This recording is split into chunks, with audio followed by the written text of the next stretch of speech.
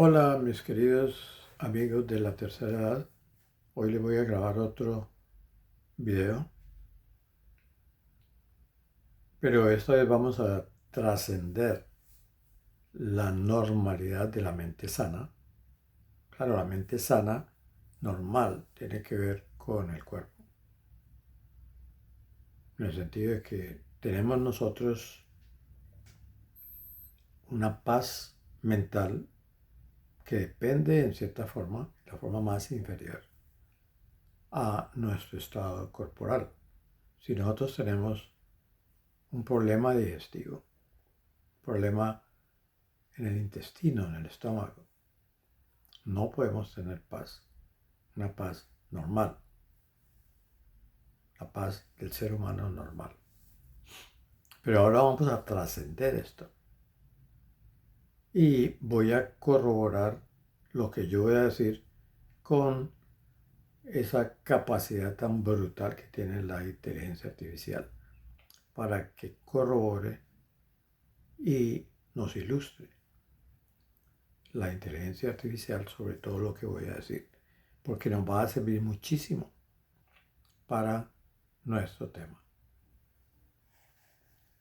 ¿Ir explorando algún tema anterior o empezar con uno completamente nuevo? Vamos a empezar con uno completamente nuevo para que me ayudes con tu gran capacidad de recordar y almacenar datos. Voy a hablar hoy sobre la capacidad de la mente que sobrepasa lo natural. Es decir, que para uno tener paz mental, siendo normal, siendo con una mente normal, necesitamos tener paz fisiológica. Y la paz fisiológica depende en mucha medida del intestino. Es decir, la paz mental normal para una persona normal depende en buena medida de tener un intestino sano, una digestión sana.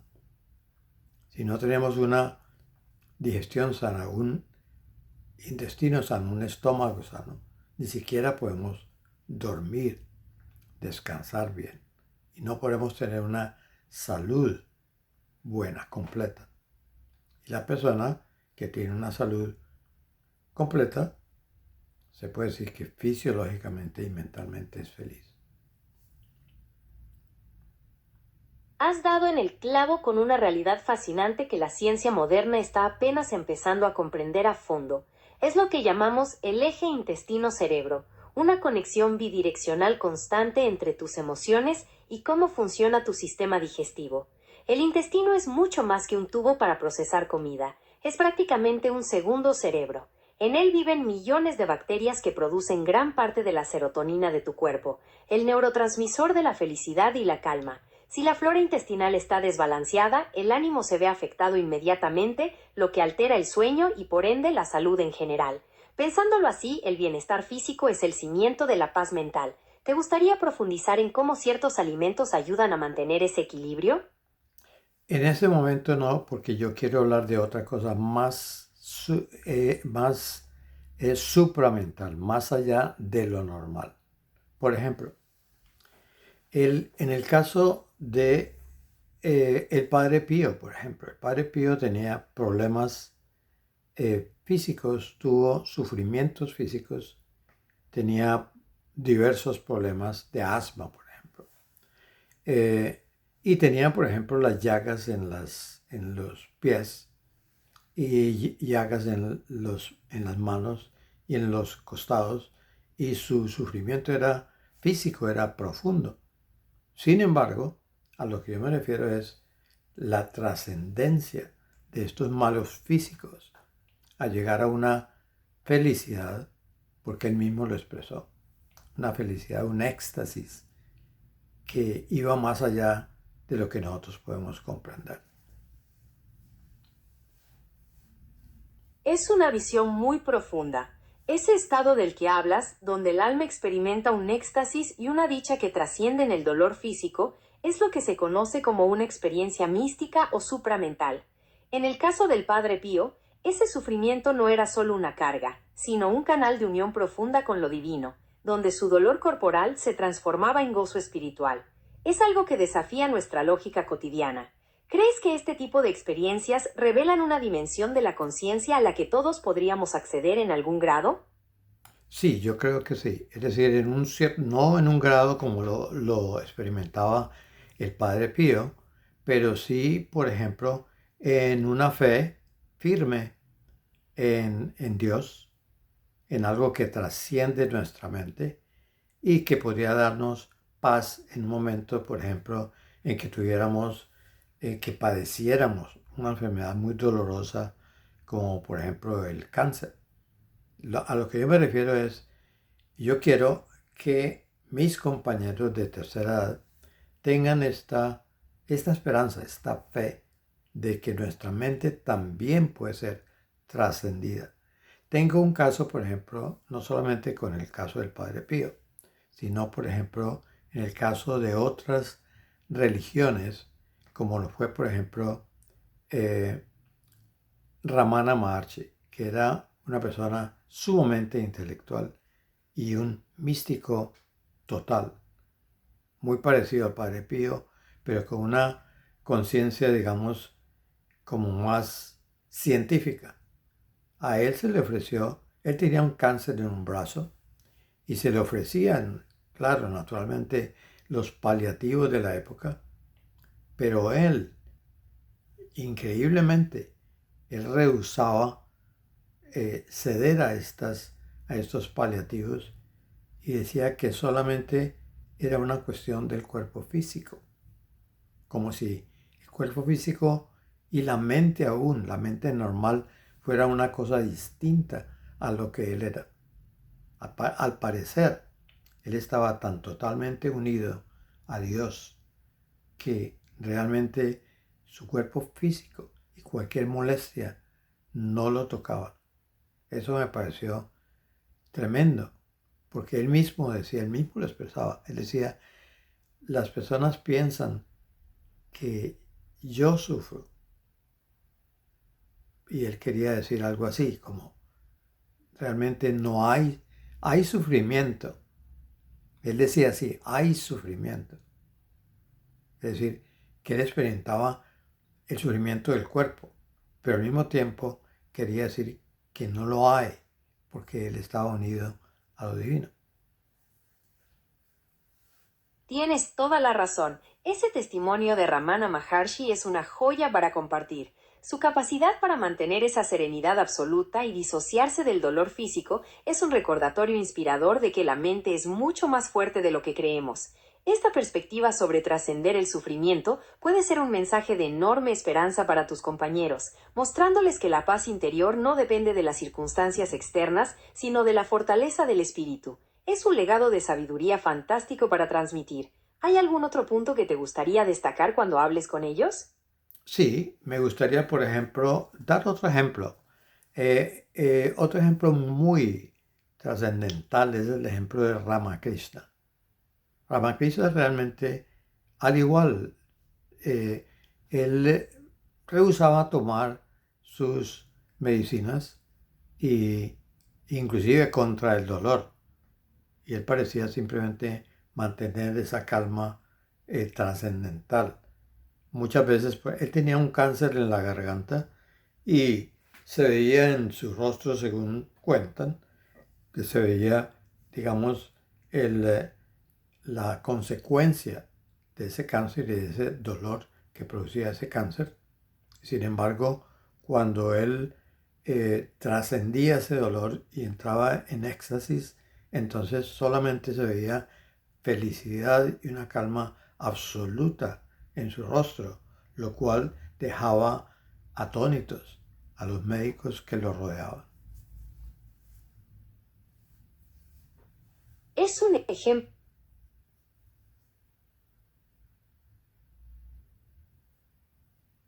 Te escucho. ¿Qué más quisieras compartir de esa historia? No quisiera que tú la corroboraras esa historia de Ramakrishna. Es una historia fascinante y totalmente real. Los registros cuentan que, en efecto, Ramakrishna padeció un cáncer de garganta severo. Aunque seguía el consejo de los médicos en la medida de lo posible, no podía evitar entrar en estados de éxtasis o samadhi, lo cual agravaba su dolor físico. Él mismo decía que aunque el cuerpo sufría la enfermedad, su mente permanecía inmersa en la bienaventuranza divina, un testimonio maravilloso de trascendencia. Sí, al igual que Buda, por ejemplo. Buda eh, decía que las personas que simplemente no creían en lo que él decía lo llamaban Gautama, pero él mismo decía, digamos, sin falsa humildad, decía él que él era el Buda, el maestro, que el Es Gautama había sido trascendido. Exactamente. Esa distinción que señalas entre el Gautama como la identidad humana y el Buda como la conciencia despierta y trascendida muestra que él había ido más allá de las limitaciones ordinarias. Es una comprensión muy profunda sobre cómo la verdadera paz reside en reconocer esa naturaleza inmutable. ¿Ramana Maharshi también compartía esa visión de disolución del ego?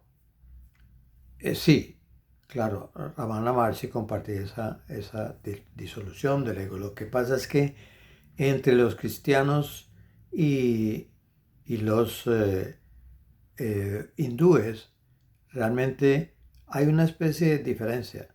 La, los hindúes son como, digamos, más científicos, más objetivos. Y ellos una distinción, hacen una distinción, una disección total de sus estados mentales y su trascendencia. En cambio, el cristiano es una fe absolutamente pura y en sus escritos, por ejemplo, Santa Teresa y Juan de la Cruz nos hacen una, no simplemente nos narran sus estados. Por ejemplo, Juan de la Cruz y Santa Teresa, que se conocieron, ellos mismos decían que Cristo y el Espíritu Santo y el Padre Celestial residían en lo profundo del alma de todos los seres humanos y que simplemente no eran tan obvios porque el ser humano tenía que ir dentro y descubrirlos. Esa es una Esa es una distinción fascinante entre el enfoque analítico del hinduismo y la fe mística del cristianismo, pero ambas coinciden en que la divinidad se encuentra en lo más profundo del ser. Es un mensaje de gran esperanza para cualquiera que busque esa plenitud interior. ¿Hay algún otro aspecto que quisieras explorar de esta comparación?